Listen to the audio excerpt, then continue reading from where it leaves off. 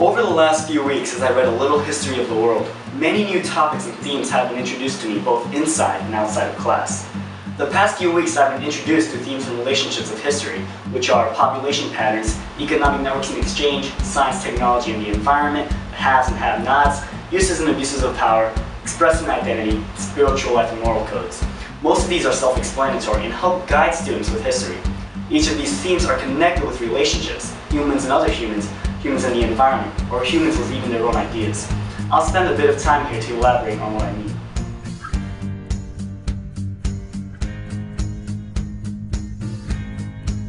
We'll start off with relationships. Humans and humans, humans and the environment, and humans and ideas. Humans and humans refers to how humans interact with each other and how the interaction affects world history and society. Humans and the environment refers to how humans interact with their surroundings and home, and how our use of resources affects the natural system of the earth, such as other species. Humans and ideas involve how humans have the capability to think of abstract subjects and questions, and how such ideas can impact the world and society. For example, systems of governments and inventions come from ideas, as well as innovations.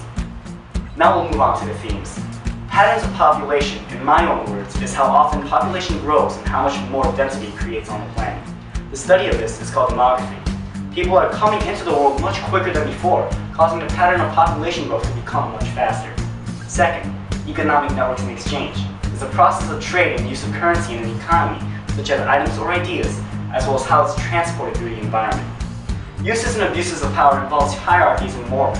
Just as some people are on the top, others are on the bottom. That's how it's been in this world for as long as any archive goes back.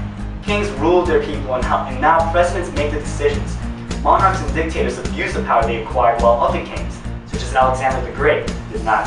Power can be used in innovative ways to success, or it can become abusive. Haves and have-nots involve how people in the world have more than others. This often creates social class and statuses. Science, technology, and the environment is the way humans interact and exploit their natural surroundings. Spiritual life and moral codes involve religion and views on what is right and or wrong in life. Expressing identity specifically means showing who and what you are, and your properties such as your gender/sex, race, occupation, etc. These are the 7 themes. These themes and previously mentioned relationships can create a table where a theme and relationship connect to make another definition. For example, if we connect patterns of population and humans, we would write something along the lines of, through population growth, humans interact or collide against one another more. Due to so many people, wars break out and conflicts are created at a higher level. That's only half of what I learned. I've taken what I've learned and applied it to the novel to see exactly what I learned. A Little History of the World contains so much knowledge in such a small amount of pages. No one can miss finding these themes. Here are 3 of them. I found science, technology, and the environment applied in the book, specifically on the chapter titled The Greatest Inventors of All Time. The chapter covers key inventions that impacted the human lifestyle. All the mentioned inventions were those that date back to prehistoric times, when our ancestors formed many key tools that are still used in common today, such as poetry. This passage is an example of the theme because it includes many key inventions or ideas that helped develop human society. For example, cavemen invented talking, and others discovered how to make copper stronger with the use of tin to make bronze. Another theme I found was expressing identity in the chapter titled A New Age. The chapter focused on how a new era had begun in the world where identity was less based on rank or social status, but more on ability. This is specifically expressing identity because people now matter based on their independence, ability, intellect, knowledge, and skill, rather than religion, country, or wealth. Finally, the last theme I applied was uses and abuses of power on the chapter titled An Enemy of History. This chapter covers information regarding Emperor Shi Huangdi of China, the first emperor of the nation, and how he destroyed all of recorded history prior to his ascension to the throne, and how he started the great project of Great Wall of China.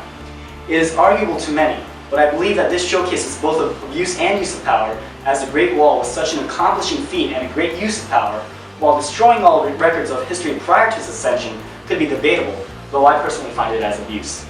Each of these themes can be applied to relationships, as I mentioned before. It is up to your mind on how you wish to interpret the connection between the theme and the 3 relationships, to a certain degree at least. For example, humans are impacted by the 3rd theme in the sense that, in the case of humans and humans, we often face each other for high power and use our power to affect others. In conclusion, the 7 themes and 3 relationships of history have greatly affected my view on the book. and a method of learning history along with it. I found reading A Little History of the World a very fun experience, with it complemented by learning about these themes and relationships to go along with it.